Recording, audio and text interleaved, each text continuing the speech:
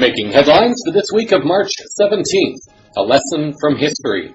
A century after Russia overthrown by Khazarian Jews, the pattern continues worldwide. Vault 7 fallout. Vix Weir shares insights on what this may mean for the U.S. moving forward. Golden wings. Are there some signs that a movement towards a global gold standard is close? And hemp to the rescue. Italian farmers understand the benefit of hemp in cleaning farmland from toxins. With news around, upon, within, and beyond our planet, the program making disclosure official. This is Cosmic Vision News. Here is Jeffrey West. Greetings and blessings to all. On March 15th, 1917, 100 years ago, the Russian Revolution came to a climax with the abdication of the Russian throne by Tsar Nicholas and Tsarina Alexandra. Nicholas was the last emperor of Russia. Although Nicholas abdicated the throne to his brother Michael, the throne was declined and the Romanov bloodline came to an end in Russia. Over the last few years, CVN has been trying to release bits and pieces of information that offer insights into the longer history of why things are happening the way they are in our world at this time. There is the longer history of the Khazarians who occupied land that is now known as Eastern Ukraine, Georgia, and possibly also Azerbaijan and maybe a few other countries. When the Russians originally defeated the Khazarians, they were forced to choose between Christianity, Islam, or Judaism, and the Khazarian king chose Judaism. An article reported on by CVN a number of weeks ago comes from the Millennium Report website. It goes into this longer, darker history between Russia and the Khazarian Jews. The Khazarian Jews, according to the article, don't let bygones be bygones. They have been preparing for the big war. They have been infiltrating all of the institutions of the world. The deep, dark secret of the occult ceremonies was that they were all based on ancient Baal worship, also known as worship of the owl.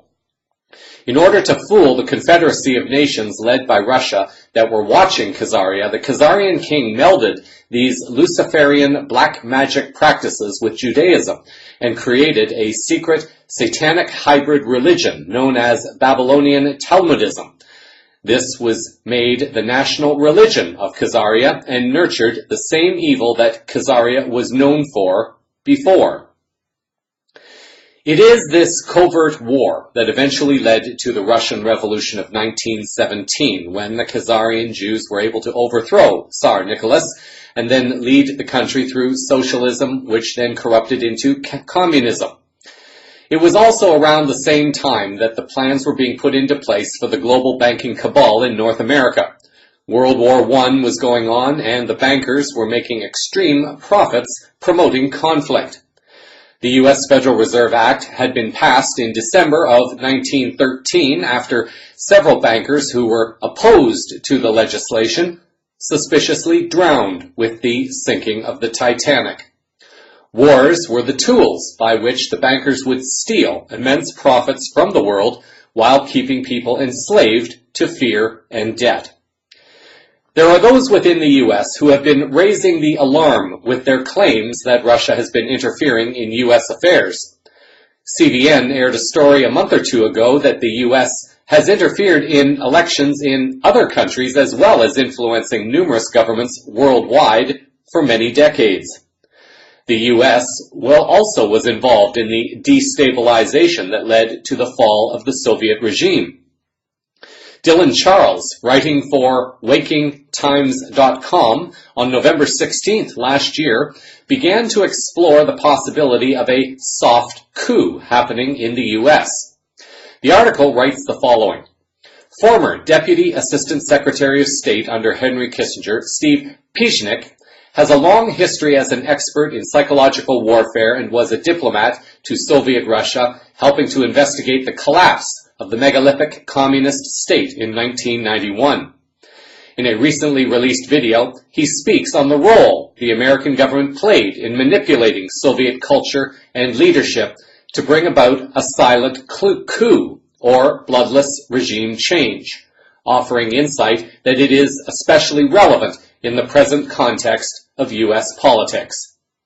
In this audio clip, Pizhnik goes through 5 elements that contributed to the soft coup in Russia and that are being used also in the U.S. now.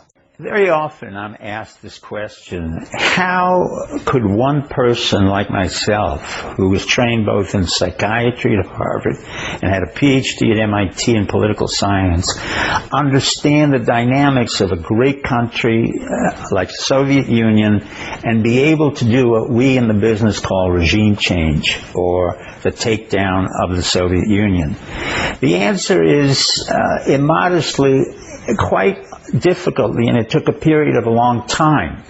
Basically what happened is when I was drafted into the military and then I was assigned to the National Institute of Mental Health, I was sent overseas into the Soviet Union, and there I worked with the heads of psychiatric hospitals, in particular the Kachenko Psychiatric Hospital, which was the primary hospital where the KGB and the GRU, which is Soviet military intelligence, incarcerated a lot of the political dissidents in the Soviet Union in the 70s and 80s. And I knew from our intelligence reports that these people who were incarcerated were really Christians. Most of them were fundamentalist Christians, or they were Baptists or Anabaptists or Protestants, but for the most part they were not enamored with Soviet communism or the atheism inherent in Soviet communism. So what happened is the KGB and the GRU incarcerated many of these political dissidents in psychiatric hospitals, and then they would apply different types of torture according to what they thought was appropriate to that particular dissident. In my experience, I was there in the late 70s, and I negotiated with the head of that psychiatric hospital, with a man who was head of the psychiatric division for the Soviet Union, and at the same time had been a doctor for Stalin. And he was a very serious man, a man of great integrity, quite frankly, because when we made a personal deal between myself and him, I basically said, look, I will commoditize the people who are the political dissidents without having to say they were Christians. He understood it. And I will provide you with a number of WAN computers for each one of those political dissidents, but we will take them out of the Kachenko Psychiatric Hospital and bring them back to the United States. He eventually agreed with me because they needed WAN computers in the late 70s and early 80s, and we were able to take more than 24 or 3 dozen political dissidents out of the psychiatric hospital, bring them to the United States. That was the prelude to my understanding how the Soviet Union worked, how the KGB worked, how the GRU worked. And I understood that, number one, with respect, you will get very much from the Soviet Union if you're true to your word. Secondly, if you know how to work the Soviets, or the Russians in this particular case, along the chessboard concept, then you would know how to apply some of what we call psychological operation methods into the Soviet Union. So what did I do? The first element that was important was the absence of religion in the Soviet Union.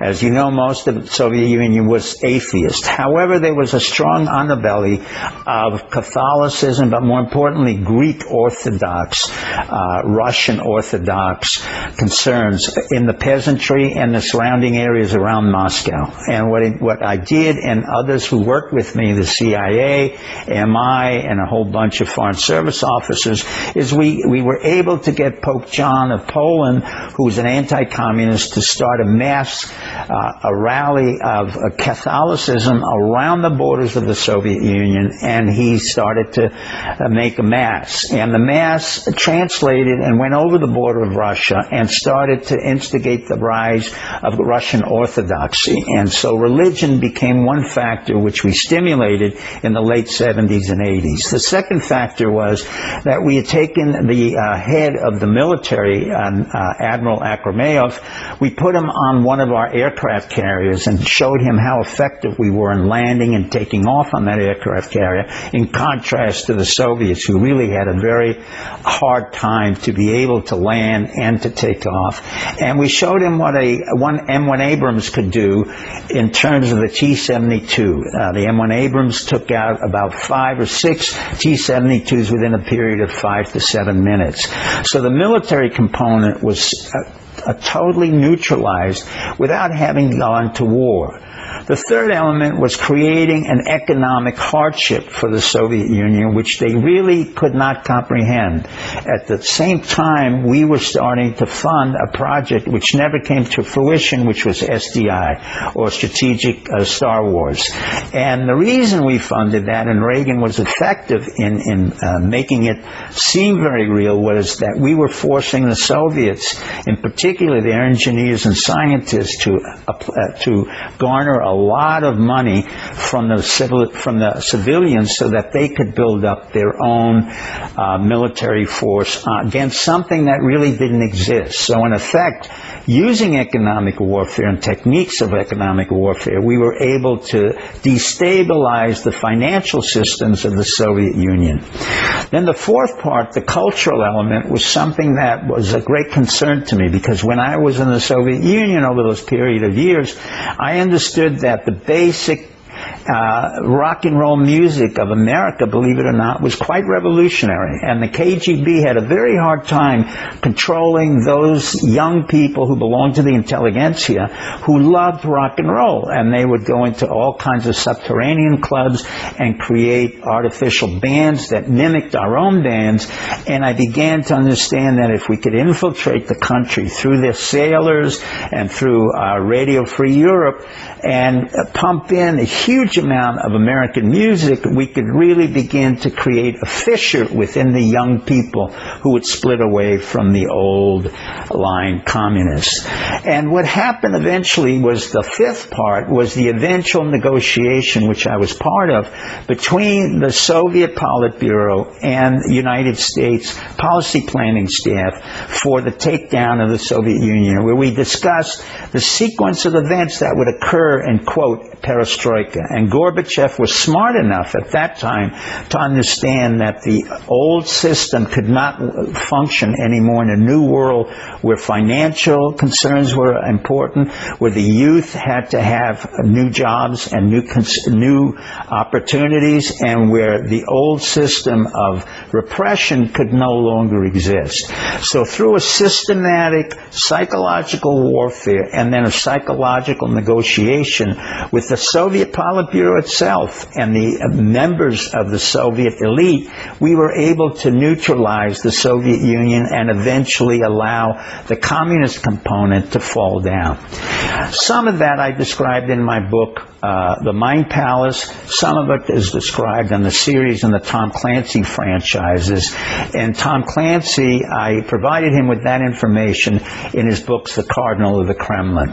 So I want you to understand that the Soviet Union had been changed because of efforts on behalf of the American government, not just me, but other people within the national intelligence organizations, the CIA, military intelligence. But without the use of force, without the use of armies and kinetic structures, we were able to literally change and transform the Soviet Union into a Russian Federation with about 82 different regions. So, Mr. and Miss America, I want you to think that history has been made here in America, but it can repeat itself at another time. And Putin will understand that as much as we were able to demobilize the Soviet Union, we were also able to neutralize some of his economic efforts in the past few years by creating an economic warfare where we decreased the price of the ruble, we junk bonded his bonds, and in effect he had an embargo where he could not export or really import anything of value to the Russians. In turn, what happened is that Putin clearly understood that the force of the United States and the European countries was not in the military itself, but in the people who were able to manipulate the variables within Russia and to use them to our advantage.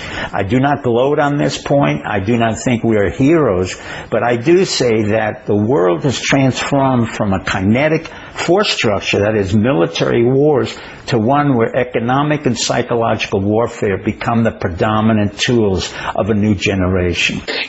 Longtime listeners will recall John Perkins, a former economic hitman who has a popular series of books linked to his confessions of how he helped to destabilize countries. In a TEDx presentation back in June of last year, Perkins spoke to a group in Michigan and included 3 things that people really need to do to engage the changes now sweeping the planet. The following are the final few minutes of his presentation. We are living at a time in history when the individual, you, has more power than ever before. People are waking up to the fact that we live on a very tiny, fragile space station with no shuttles, and it's headed for disaster, and we got to turn it around. We can do it. So, in my latest book, which is for sale out here, The New Confessions of an Economic Hitman, I have a whole section devoted to what you can do, lists and ideas. But I want to just mention 3 of them here today. So, remembering that we have this power today, especially with the internet. Number 1, search out and spread, shine a light on the story behind the story. I think my life as an economic hitman highlights the fact that there's almost always a story behind the story. And recently, revelations such as WikiLeaks and Edward Snowden papers and the Panama Papers and reporting by amazing bloggers and others, the Pulitzer Prize-winning ProPublica, Common Dreams, many organizations out there are shining a light on the fact that we have corrupt politicians. We have tax-evading billionaires. You know, democracy depends upon transparency. It depends on understanding the story behind the story. It demands that you and I look for the story. It demands that we question our leaders and our government policies. That's the patriotic thing to do. So number 1, look for or spread the story behind the story. Number 2, use local, individual, and community power, your power, to change politics, to change the governmental system, to change the laws. We, the people, must do it. We can't wait for a president to do it, whoever the next president is. We have to do it, and that's our job in a democracy, to do that. Recently, the small state of Vermont, with less than 0.2% of the U.S. population, a tiny group of people in that small state got laws passed that forced corporations to label GMOs. As a result, 5 of the major food companies, ConAgra, General Mills, Kellogg's, Campbell Soup, Mars, all committed to labeling GMOs here in Michigan and everywhere else in the United States. And I just recently heard Hugh Grant, not the actor, but the CEO of Monsanto, on the radio saying that that's impacting him hugely. Monsanto's going to have to reevaluate its attitude to GMOs because of what happened in the state of Vermont. We, the people, have forced the corporate corporations to end apartheid in South Africa, to clean up polluted rivers, pass laws to make that happen, to open their doors wider to women and minorities. We have the power, the movement to amend now, to get big money out of politics. That's very important. So, number 2, join an organization or start one that impacts local laws, national laws, global laws. Do it. Get involved, please. This is something important that we all can do. And number 3, help a corporation understand that it must serve the public interest. Corporations listen to you. CEOs, I know lots of CEOs of very powerful corporations. They know if they're getting flooded by emails, tweets, or Facebook, whatever. They know. And they have to respond. So I suggest to you, pick a corporation. Any corporation that appeals to you. Send them an email. Don't make them the enemy. Say, I love you. I love your product. But I'm not going to buy it anymore until you stop polluting, or clean up pollution, or pay your workers a fair wage, or whatever your issue is. Send that email to the corporation and to all your social networking circles, and ask them to send it to all their social networking circles. Get involved. So, shine a light, change the laws, and convince corporations to serve a public interest. And in that way, we're going to turn this economic system that is failing us, one that's exhausted, one that's devastating its own resource base into a renewable resource. I think you and I live at the most amazing, important time in human history. We are going through a revolution, a consciousness revolution. People are waking up across the planet. There is a much longer history playing out before our eyes, and it is important for people to begin to grasp this, to understand the historical context that is contributing to all that we are witnessing today. A quote found on the internet has been credited to a man named Mike Dooley, who allegedly said that primitive societies live by rule of might, and the strong prevail. Advanced societies live by the rule of law, and the privileged prevail. Enlightened societies live by the rule of love, and everyone is lifted higher. Love on. Life willing, as the global events continue to clean house over the coming months, perhaps we can begin to witness publicly the birthing of a more enlightened society, one that is based more on love, where all are lifted higher. In other geopolitical news, in the follow-up of the WikiLeaks revelations relating to the CIA having the technology and the ability to wiretap any human worldwide, Bix Weir of RoadToRuta.com spoke to Dave of the X-22 report around March 12th and shared his insights of what the Vault 7 disclosures may mean moving forward.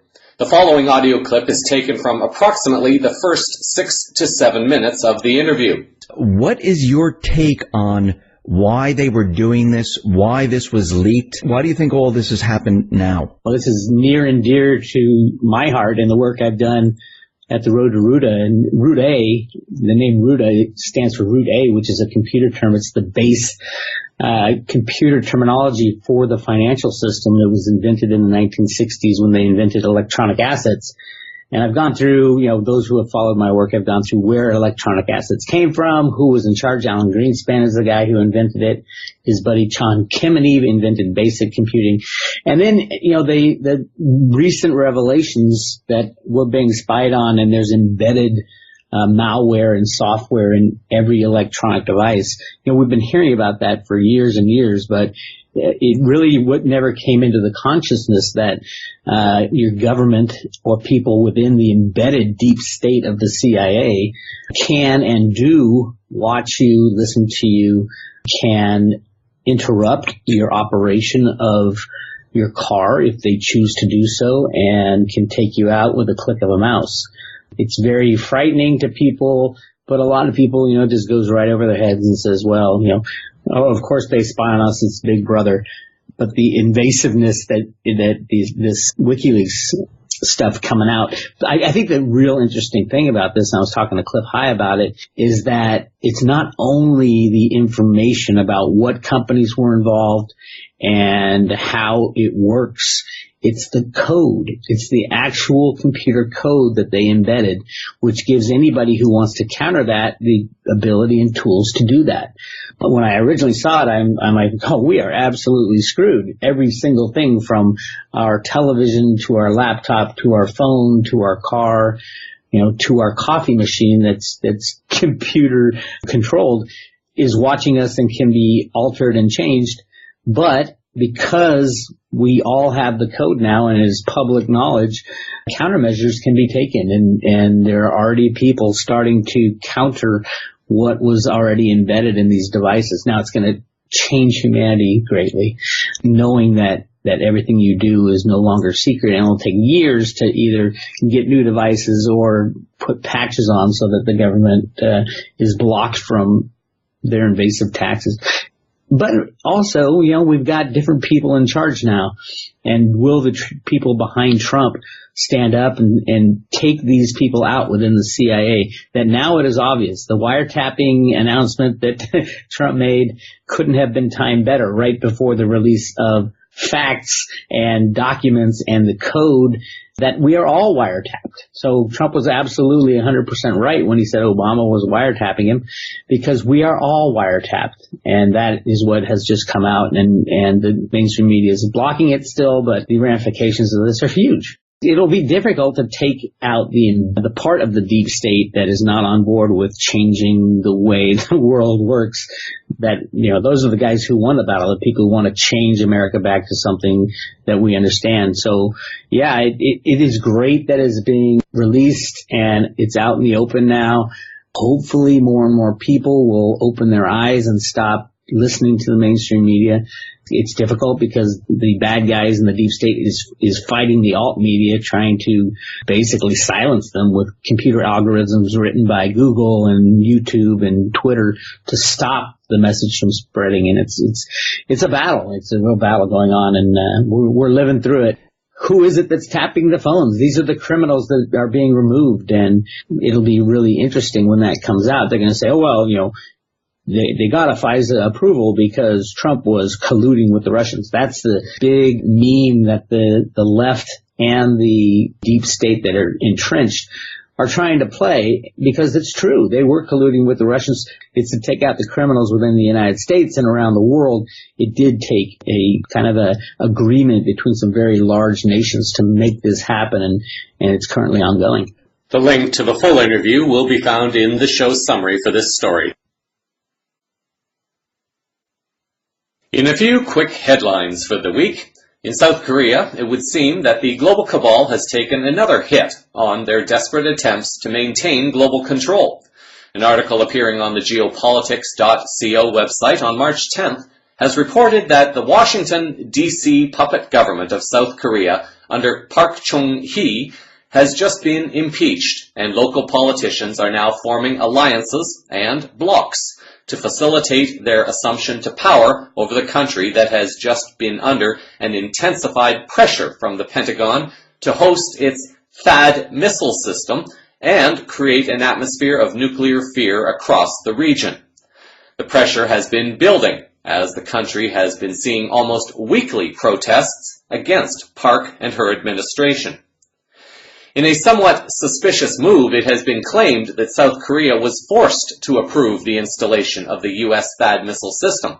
The article stated that a sensible military ally should not have done that, and instead waited for the formal resolution of the problem. Reports suggest that the missile system is to show force to North Korea, although other sources have suggested that China is the longer-term target.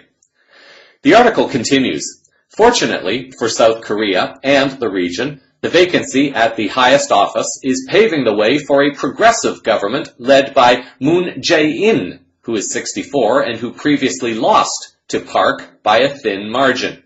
His chances of grabbing the presidency has just been elevated.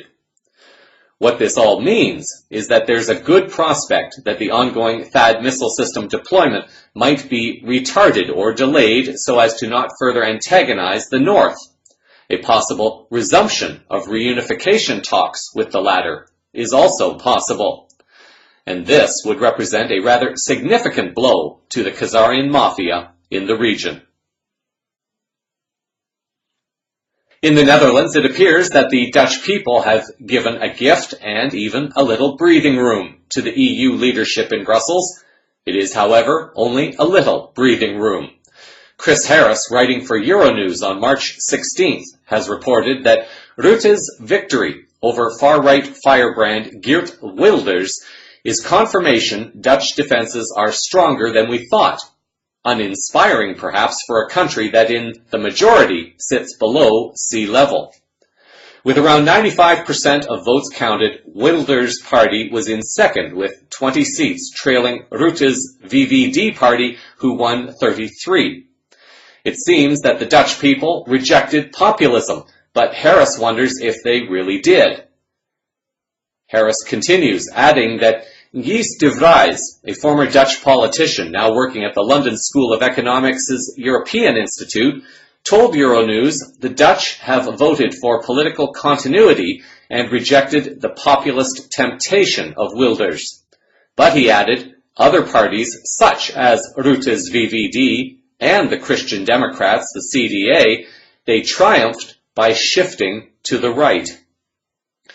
An argument was presented as to whether Turkey gave a gift to PM Rutte. Harris reported that shortly before polling day, a diplomatic row exploded with Turkey over its April referendum on extending its president's powers. The diplomatic incident gave the impression that Rutte was strong and tough, and this may have given him the advantage going into the election. Rutte's win, however, does not mean that populism is fading. The article concludes with the following statements given by Mabel Berezin, professor of sociology at Cornell University in the U.S. She was quoted as saying that Wilders does not represent a populist wave. Rather, he is part of the political landscape, and how his party fares does not tell us much about European populism. The real bellwether election will be Marine Le Pen's quest for the French presidency, starting on April 23rd, and that is where the populist action is, and that is what we should be focusing upon. In the Philippines, there is a report out that is stating that the country's president, Rodrigo Duterte, continues to define Western agenda and propaganda. Geopolitics reported on March 11th that the Philippine government continues to implement massive reforms across the bureaucracy in a dizzying pace, while the West is resuming its attacks on the Philippine president. Incidentally, the Philippine president is just taking all of that in stride. The article suggests that Duterte can afford to take U.S. attacks against him in stride because Duterte has successfully controlled the terms of the battle. The article continues, the true enemies of the state are now being put in their most uncomfortable, defensive stance, as their true character and the lies they've been peddling over the years are sustainably being exposed for all the world to see. Duterte has apparently begun a war on destructive mining in the country. A Chinese billionaire has donated a 10,000-bed drug rehabilitation center, while Western institutions continue to condemn the positive efforts. According to the article, so far, Duterte's 8-month-old war on narco-politics has yielded the following. 43,790 police operations conducted since July 1st of 2016. There have been over 1 million drug surrenderies, almost 1.2 million, 79,000 pushers, or plus or minus, and over 1 million users, some of whom are already undergoing community rehabilitation or drug rehab center-based recovery. There have been 7,080 deaths via legitimate police operations and vigilante killings. One sitting senator has been incarcerated for having funded her senatorial campaign out of drug lords' protection money, and at least 50% reduction of street crimes has been observed. The article also notes the following. As everyone here knows, terrorism, drug trafficking, and mining for raw materials are all high-stakes enterprises, ultimately run by the Khazarian deep state around the world. However, the Duterte government is populated largely by patriotic mavericks who are fully aware of what the West, in collusion with the local oligarchy, has done to the country for the last century. Recently, Chinese investors paid courtesy calls to the president. This is to start the various implementation of their government-approved projects, as agreed upon during Duterte's visit to China last year. As the rest of the world is now undergoing, the Philippines has engaged itself in destroying the entire infrastructure which has kept the egotistical elite in power for a very long time. They fully understand what their president is up against. In financial news, for people who are only now beginning their process of awakening to all the global and financial changes happening, it is extremely challenging to be able to connect all the dots in a reasonable way to quickly understand how so many things can be interconnected and yet contribute in some meaningful way to positive global change, when the signs seem to suggest the opposite. Earlier, we heard Bix Weir comment about Vault 7, and in that same interview he discusses with the host, Dave, of the X22 report, some of the changes that Trump made at the White House. Although the changes may not seem significant to most, those who do have an understanding of what's going on may be able to read between the lines. Here is what Weir shared in that interview. I just wanted to change subjects right now to what Trump did in the Oval Office. And I want to get your take on what you think this means. He took a portrait of Andrew Jackson and hung it on the wall inside the Oval Office. You can actually see it behind him. Why do you think he took the portrait of Andrew Jackson and hung it on the wall? It was a sign. It was a symbol of what's about to happen to the banking system. We all know Andrew Jackson was very much anti-banks. He's the guy who fought the banks and well known for it. You know, Obama administration is trying to take him off the $20 bill? That's correct. And that ain't going to happen. There's a new sheriff in town. But that's not the only thing he did. He also changed the curtains in the Oval Office. I think they were red before, but now they are gold. And what do you think that means? That means we're going back to some form of a gold standard, which is exactly what is foretold in the Federal Reserve Bank of Boston's The Road to Ruta comic books. It's all about going back onto a gold standard. It's exactly what it says written in gold on the new $100 bill, that the citizens have the right to overthrow their government if they get out of control. So we have some reports of Trump planting subtle hints of changes to come. As well, there is also this article that appeared on the silverdoctors.com website. Jim Willey, a statistical analyst in marketing research and retail forecasting, has apparently issued an alert, and the article reports the following from Willey. Something big is afoot in the Shanghai gold market. It seems that we are at the door of the global currency reset finally, with China being betrayed by the U.S. government and U.S. Fed in concerted collusion. The attempt to reduce the U.S. dollar while maintaining ultra-low bond yields seems to be the final straw. The inference is made that the jig is up, finally, and a significant turning point is upon us. The article continues. China seems to have changed its position toward aggressive in the gold market introduction with gusto and emphasis. Conclude easily that where there is smoke, there is fire, and the heat will be on physical gold metal demand in Asia. In turn, the pressure will be put on the U.S. dollar, whose custodians are not honorable, and, for perhaps the last time, have betrayed the Chinese. China has probably seen enough and will proceed with the global currency reset.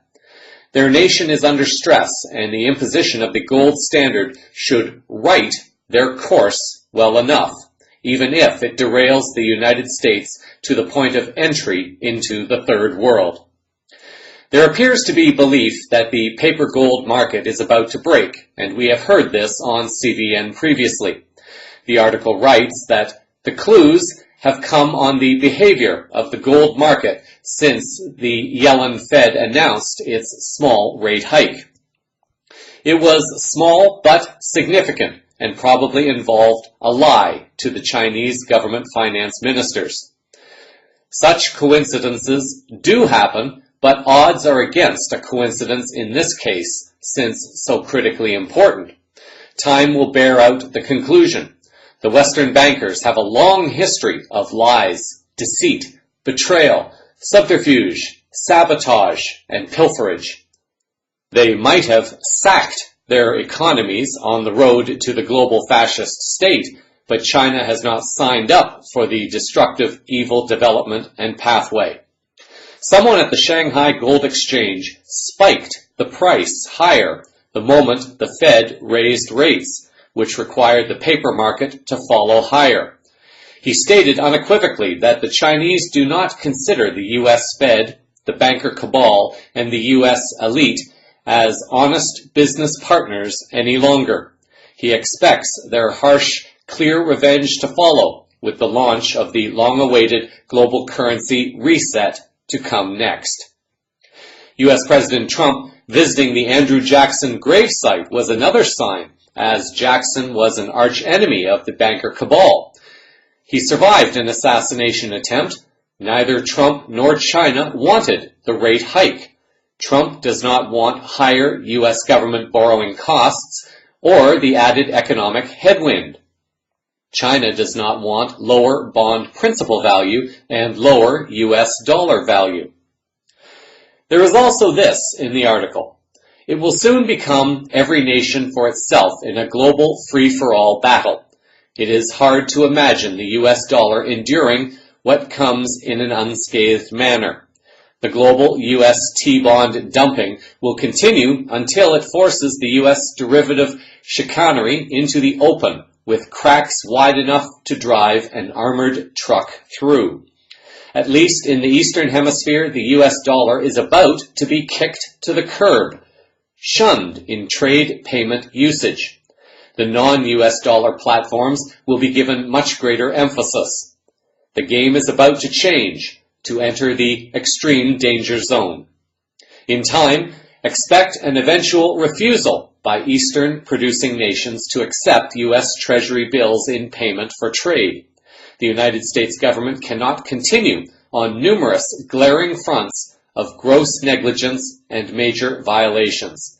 These violations have prompted the BRICS and alliance nations to hasten their development of diverse non-US dollar platforms toward the goal of displacing the US dollar, while at the same time to take steps toward the return of the gold standard. What does this mean for the US in the coming future? Willie offers that the new Scheiss dollar will arrive in order to assure continued import supply to the US economy. It will be given a 30% devaluation out of the gate, then many more devaluations of similar variety. The new dollar will fail all foreign and Eastern scrutiny. The U.S. government will be forced to react to the U.S. Treasury bill rejection at all ports. The U.S. must accommodate with the new Scheiss dollar in order to assure import supply and to alleviate the many stalemates to come. The United States finds itself on the slippery slope that leads to the third world. Willie notes that an alternative is for the U.S. to lease huge amounts of gold, but he also notes the risks involved with doing this also. Willie notes that the failure to produce a legitimate, bona fide gold-backed currency, together with an adequate industrial base, would mean the United States will be confronted with a really big, nasty currency crisis.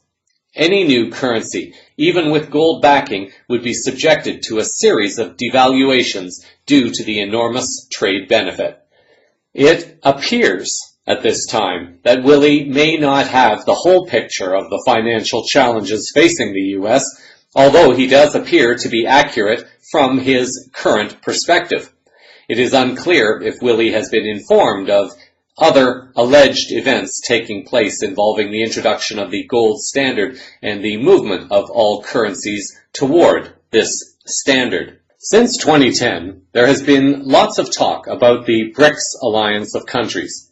Although BRICS has been able to move many key initiatives forward, there have still been challenges from the Western controllers and the global banking cabal. A coup was witnessed in Brazil last year ahead of the Olympics, and a pro-U.S. leader was put in to replace Dilma Rousseff. South Africa has also been under varying degrees of force from Western cabal-controlled interests. This, however, has not stopped Russia and China from moving forward with ambitious plans to create a multipolar world in partnership with Iran to replace the dying unipolar global paradigm led by the U.S. and its partners. The countries of the East are moving rapidly forward, preparing for the days that we are now in, where there are desperate attempts by the West to hang on to their hegemony and control, while the rest of the world moves away from the U.S. dollar and begins to create new trading networks, excluding the United States and its currency. A Eurasian Economic Union alliance, also known as the EAEU, has been moving forward with a new Silk Road trading network being called the One Belt, One Road, or OBOR. An opinion article appearing on the Strategic Culture website by Federico Piericini on March 11th explores the strategic triangle that is changing the world. According to Piericini, while the world continues to decipher or digest the new Trump presidency, important changes are afoot within the grand strategic triangle that lies between Russia, Iran, and China. Away from the current chaos in the United States, major developments are progressing, with Iran, Russia, and China coordinating on a series of significant moves crucial for the future of the Eurasian continent. With a population of more than 5 billion people, constituting about 2/3 of the Earth's total population, the future of humanity passes through this immense area.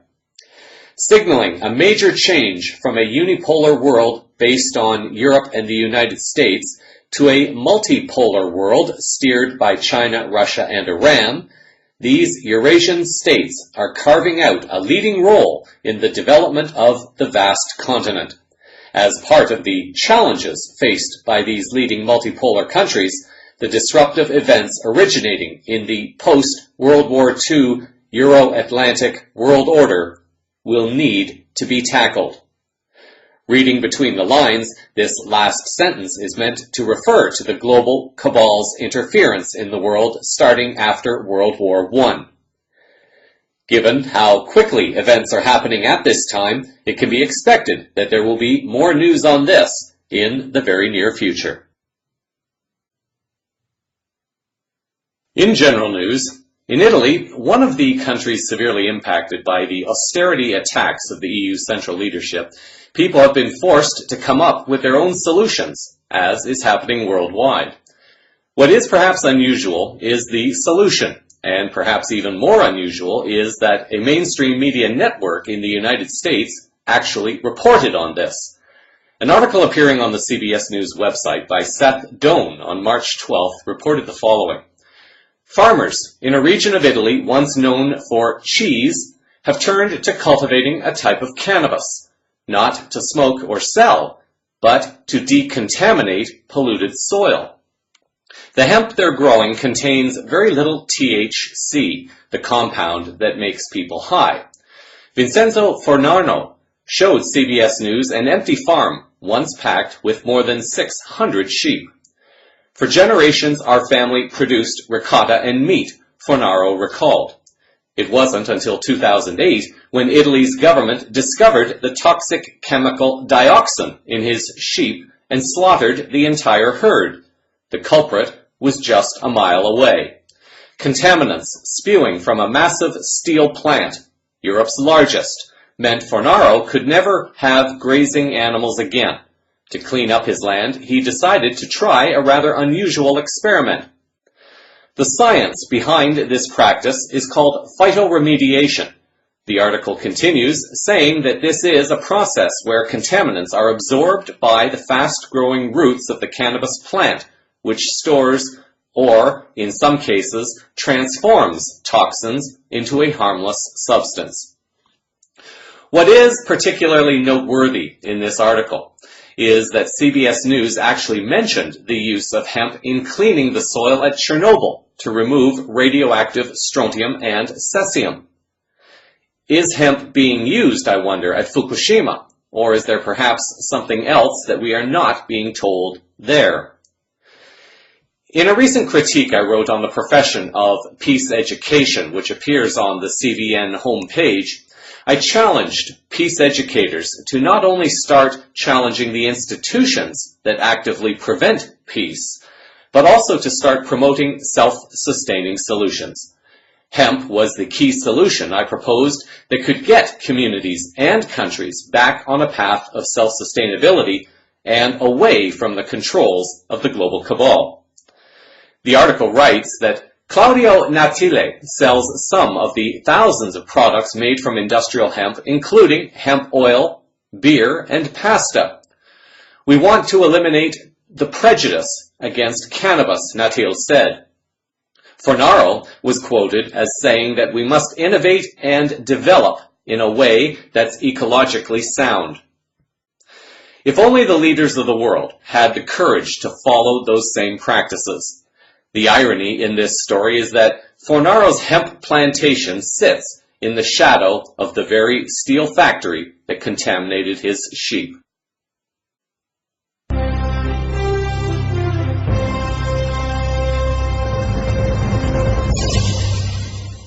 Finally, in health-related news, continuing with our series on the changing dynamics and evolution of relations, I've mentioned the book by James Redfield numerous times, The Celestine Prophecy. Many listeners are familiar with it. I've also mentioned the four main control dramas earlier in this series. This is related to Redfield's fourth insight, which describes the struggle for power. When humans allow themselves to become disconnected from higher awareness energies, they tend to fall more into the ego and also the dramas to try to keep control. This is why the root of all conflict in the world is linked to the conscious, unconscious, and direct, indirect control of human energy. Moving beyond the dramas and the competition for human energy requires all people within the committed relation to do some inner work, and last week we explored some of the shadow aspects within us. An article by Andrew Harvey appearing on the Urban Owl website on January 9th looks at evolutionary relations and explains what he believes are the 7 requirements of love. To have an evolutionary kind of love, each of the committed partners needs to find some kind of relation with a divine creator, source, regardless of however one relates to this. Scientifically speaking, it could simply be the universal creative force, or the all that is. Having some kind of relation with a divine source of loving energy allows both partners to not only see within, but also to observe the world around, including one's partner or partners, with greater love and compassion. This is Harvey's first requirement. The following are excerpts from Harvey's remaining 6 requirements of love. He shares the following. The second requirement for an evolutionary love is that both beings must develop a mastery of solitude. In a true evolutionary relationship, what can exhilarate one person the most is the other's solitude, because they know that solitude has the potential to make them a billionaire of generosity, of insight, and of creativity. The third requirement is that in a true evolutionary relationship, there is an equality of power, and that equality is born out of a profound experience of the sacredness and dignity of the other person's soul. This gives each person the freedom and the energy and the joy that they need to go out into the world and fulfill their destiny, or his or her destiny. This is crucial because in the past there has been a vision of inequality of power. The fourth requirement follows on from the third. If you are going to have a beloved relationship, you have to center your whole being and work and evolution in what the author calls God or divine creator source. You have to be a master of your own solitude so that you can work on what is necessary to deepen that sacred relationship of the divine. The author, Harris, chooses to use the word God, although I am choosing to call it divine source or divine creator or divine creator source. I also refer to it as life capitalized, the ever-evolving process, physical, non-physical, visible, and invisible, that supports and sustains the presence of everything not only on earth, but also beyond. It is up to each listener and reader to find an expression that one can accept, allowing one to embrace this larger aspect of oneself that includes all things. Harris continues, the fifth requirement is that both lovers completely abandon any Hollywood sentimentality about what relationships actually are. As love becomes more evolutionary and conscious, so does each other's understanding of each other's shadow. One of the essential roles of this new love is to make each person in the relationship the safeguarder of the other's shadow, not to judge of the other's shadow, not the denier of the other's shadow, but someone who recognizes where the other has been wounded and safeguards and protects them with unconditional compassion without allowing themselves to be mauled or manipulated by the other. This takes an immense effort because it takes an immense effort to understand your own shadow and an even greater effort to face and comprehend without illusion, denial, or repulsion the shadow of the other. The sixth requirement is that if you are going to enter into the evolutionary process, you have to accept that it never ends, never stops unfolding. Evolution is fundamentally a death-rebirth cycle that repeats itself in higher and higher dimensions, and any authentic evolutionary relationship must have the courage to go through the deaths that engender the rebirths. The seventh principal requirement is that from the very beginning of this adventure into evolutionary love, you must make the commitment, for it is not to be just a personal orgy, a cultivation of an oasis of private pleasure. You must engage consciously in this relationship to make you stronger, to serve the planet, to recognize that it is a relationship not only grounded in what the author calls God, not only infused by sacred practice, but it is from the very beginning dedicated to making both people more powerful, more reflective, more passionately engaged with the only serious truth of our time. The world is dying, according to the author, and we need a major revolution of the heart to empower everyone to step forward and start doing the work of reconstruction and recreation that is now desperately needed. Each requirement, as shared by Harvey, may or may not exactly resonate with each listener. What is important is that both partners communicate clearly, compassionately, and often to identify an evolutionary process that is as uniquely different and equally beautiful to the individuals involved as it is to the relation involving the committed individuals. Harris's requirements have merit, generally speaking. Sources have been describing this movement forward toward a higher awareness as an ascension, but there are two types of ascension, as I currently understand it. There is one's personal ascension, and then there is the ascension of the planetary body in consciousness. This will not resonate with everyone at this time, although many listeners will fully understand what I am saying. Supporting one's partner and moving through an evolving relation can be aided by at least a general awareness of changes taking place within our bodies. An article appearing on the Healing Energy Tools website explores continued symptoms relating to ascension, but also symptoms that require attention in an evolving relation. The article offers the following. Have you been wondering lately why you seem so tired, almost to the point of exhaustion, or feeling irritable, angry, lonely, sad, frustrated, or all of the above, and you can't figure out why? Have you been asking yourself why you're behaving in ways or feeling things that don't seem to fit with who you know yourself to be, or that just don't make any sense? Are you wondering why the people in your life seem to be reacting differently to you? Either they're more excited than ever to be with you, or the complete opposite. They're picking fights with you or being upset with you for no apparent reason. Perhaps in going through what you consider to be a normal day, at times you feel as if you simply cannot keep your eyes open, like sleep is simply begging you to come and be with it. Does life at times seem empty and without meaning, even when you are doing things that you used to love? Welcome to the ascension process and the symptoms that many experience along that path. The primary thing to know is that you are not alone and that things will get better.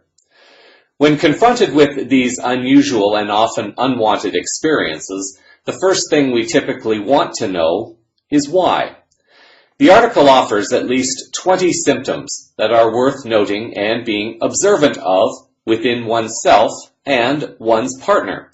A sample of the few of the symptoms are as follows: intense stress, depression, anxiety, a need to eat often, unusual aches and pains in the body, continual neck and upper back stiffness, emotional periods of up and down, night sweats, feeling cold, dizziness and loss of balance, itchy eyes and blurred vision, memory loss and difficulty accessing words, difficulty remembering recent events or conversations, feelings of disorientation and also a feeling of being out of body, feelings of intolerance and also feelings of being lazy. This article will also be available with this story in the show summary and posted as part of the Evolving Relations series this week. At the moment, and the plan for next week, is to begin exploring articles relating more to women, and then the week after I will explore articles relating more to men, and then see where this series on relations will go after that. For those choosing to review the full series so far, the first 3 reports in this series are now posted on the CVN homepage on the right side under the heading Evolving Relations, and this part 4 will appear either tonight or tomorrow. This week, I would like to offer this to listeners because I often hear people talking or even writing, and sometimes to me, that there's not enough time to listen to all the good material that is out there, and this is something that I can personally relate to. It is very true that there are thousands upon thousands more people in the past 5 or so years that have awakened to their higher service and are now offering their messages and their services to humanity and the planet. Competition is extremely tough now for the precious and valuable time that people have, and they want to know that they will get some value out of the time that they have invested. For those who wish they had more time to listen, perhaps you may wish to consider speed listening. There are several different types of speed listening software, so each listener would have to investigate what feels right for her or him personally. Although a few articles promoting at least 2 types of software have crossed my path recently and got me thinking that maybe this is something that many listeners may be wanting and ready to try. I have not yet tried this function, but I certainly do believe that it works, and as one develops an ear for listening at faster speeds, one will be able to move through an audio program at an increasingly faster rate. At this time, I'm not prepared to make any kind of endorsement for a particular product, but one can easily do an internet search for speed listening programs or free speed listening software. In this week's final words. Last week, I offered an assignment for those who may be interested in participating. Just before I get to that assignment, there is something I would like to share. One of the reasons the newscast was late last week was that I was doing an interview for another publication. I was asked to interview a Japanese professor who was speaking in Slovenia on the topic of the migration crisis and was promoted, the professor was promoted as being an expert on Middle Eastern, Turkey, Syria, and European affairs. I was incredibly disappointed to hear that this professor was supporting the Western world story of migration. Although I will deliver the interview as promised, I told the editor that I would never allow this professor to speak on my newscast. Here I am in the very unusual position of finally being offered a bit of work and having to do something that challenges the very essence of all that I have stood up for over the last 20 years at least. I am, however, very grateful to the individual who gave me the opportunity. He is learning how I think and view the world, and I am learning how to see the European perspective in my own writing.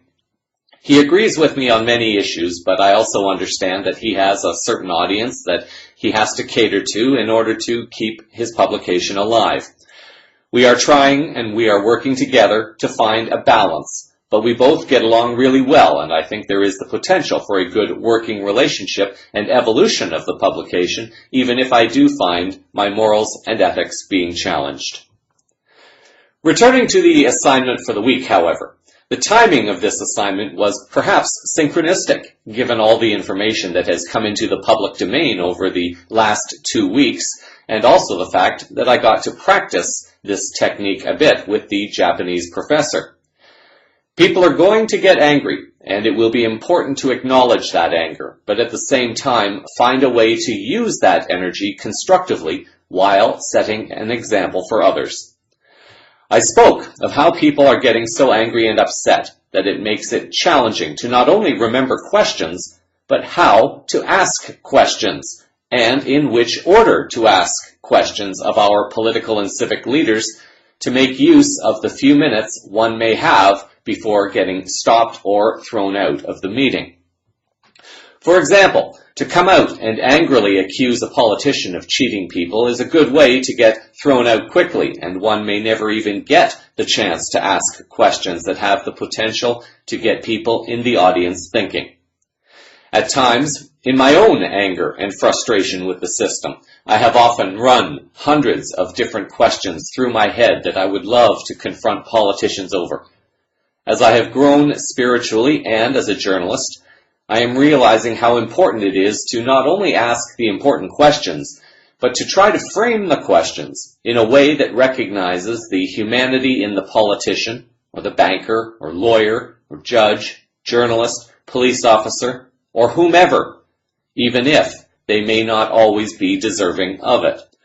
At the heart of it, it is about setting an example for others that does not present a threatening image to the individual being questioned, but also sets the stage for key questions to be offered that will lead into the most relevant chain of questions that takes an individual into directions that he or she may not want to go. As I have mentioned previously on this newscast, this is a trick commonly used by lawyers in a courtroom. The lawyer will often ask what seems to be a very innocent question, and people answer it, not understanding how that question can be used against them later in the questioning. When the lawyer comes back with something like, "A few minutes ago, however, you said this, ... suddenly the individual is trapped, and this is how the legal system is used against people who do not understand it. Is there perhaps a way, therefore, to begin educating people who may have a chance to challenge public officials with questions? If one is fortunate, perhaps that individual may be able to say everything. If not, perhaps it may take a team of people who have prepared the strategy, and they will follow up with the remaining questions as each individual is removed or banned from continuing with questions. The challenge is to line up the questions in such a way that does not come across as threatening and gradually leads them in a direction that traps them. Of course, they have been trained more extensively for this trick, so it will not necessarily be easy. I offered many of you the challenge to reflect on your own national situation and consider what questions you might ask your own leader. In which order would you choose to address your questions, and how would you choose to express those questions? In a public forum, you may be lucky if you get to ask 3 questions, but if a leader feels he or she is about to be attacked, they will deflect the question and go on to someone else. As mentioned, this is why it would be good to have more people to follow up behind you. If I had the chance to ask Canadian Prime Minister Trudeau some questions, here are the questions I might like to ask, or that a few of us could ask. This is just one example, and the questions may be slightly different depending upon the topic being addressed. The questions might be slightly different for the topic of migration, for example. However, if I was just generally asking Trudeau questions, it might go something like this. Question 1. Mr. Prime Minister, given the state of our current global economy, would you say that we in Canada are still free? I would generally expect him to say yes, although he would probably admit that there are challenges to overcome. Question 2. How exactly are Canadians free? In this, I would expect him to say that we have a democratic parliamentary system, even though it is an unfair system called first past the post. Trudeau recently broke his promise to reform the Canadian parliamentary system, upsetting many Canadians who voted for him on his promise to do this. Canadians were expecting him to introduce reforms that would allow government representation to be based on proportional representation, meaning the percentages of the national vote. For example, in the past election, one party might get 25% of the vote in 80% of the constituencies across the country, but might still lose the election. Those people are not represented in the new government. Under the system that people were expecting, if Party A gets a total of 31% of the national vote, they get 31% of the total seats available in Parliament. A party that has 10% of the national support would get 10% representation in the Parliament, where this would not happen in the current system. How would you define, and so this is question number 3, by the way, how would you define the word peace, and what does it mean to you? I have no idea how he would define this or explain it, but I would want him to state what he thinks, so I can refer to it if necessary in another question. Question 4. What might you say Canada has that could be considered unique among the countries of the world? I would probably expect him to say that Canada has abundant nature and fresh water, as well as a peaceful country that welcomes people from all over the world, regardless of their backgrounds, and that Canada has an exceptional business climate, and so on. Question 5. Mr. Prime Minister, I really need to ask your help in understanding something. You have stated that you believe Canadians to be free, and you have given your definition of what you believe peace to be, and you have stated what Canada has to offer. You have stated your examples of how you believe Canadians are free, and yet here is where I need your help. In 1971, U.S. President Nixon took the U.S. off the gold standard and unilaterally removed the U.S. from the Bretton Woods Agreement of 1941. 3 years later, with the Canadian economy flying high, your father sold out the Bank of Canada to the central banking cartel, and Canadians were forced into debt slavery without their informed or democratic consent. You say that we are free, but there is almost nothing that a Canadian can do without permission from the government. All the rights that you claim Canadians have are not rights at all. They are rights that have been taken away and then sold back to us as privileges. When a Canadian citizen goes into court, the human being is not recognized because the court system is one of commercial admiralty law.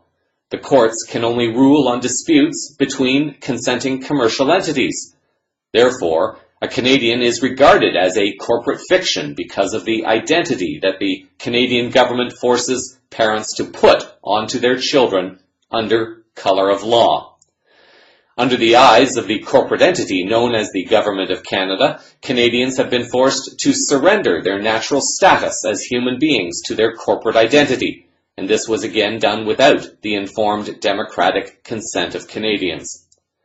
You claim that your government cares about the people who elected you, and yet you cannot admit that Canadians are enslaved to a criminally fraudulent system of fiat banking and to a criminally fraudulent system of commercial rules, given the force of law. Your government has done nothing to stop chemtrails in our skies or embraced all the new free energy sources that many other countries are pursuing aggressively. China, Japan, and Europe have high-speed rail service while Canada is still back in the Stone Ages with diesel. Health Canada mandates dangerous vaccines on children and allows dangerous foods with chemicals and pesticides to make us more sick. My question is this, Mr. Prime Minister, how can you look all of us in the eyes, claiming that you care about us and that you are representing us, when all your actions show and support the exact opposite of that which you are claiming? I could probably continue on, but this gives you an idea of how you might approach a topic when you are given the chance. Give the leader, or get the leader to answer a few safe questions that they will likely happily answer, and then use the information they give to support the hard question or questions that you really want to ask. Create a wonderful week. Until our next moment of now. So that is a sample of the unfolding higher consciousness news around the world this week. Cosmic Vision News is broadcast weekly from the CosmicVisionNews.com website. Links to stories used in this broadcast are published in the show summary and transcript, which is available on the website. CVN can be followed on Facebook, Minds.com, Unseen.com, and YouTube channel, as well as on Twitter, Google+, and LinkedIn. Thank you for sharing your time with me. I'm Jeffrey West, reminding you that when you cannot control what is happening, challenge yourself to control the way you respond to what is happening. This is where your power is. Until our next moment of now, stay grounded in love, hold the vision of light and peace in your hearts, and keep your eyes to the skies. Disclosure is unfolding all around you. Namaste.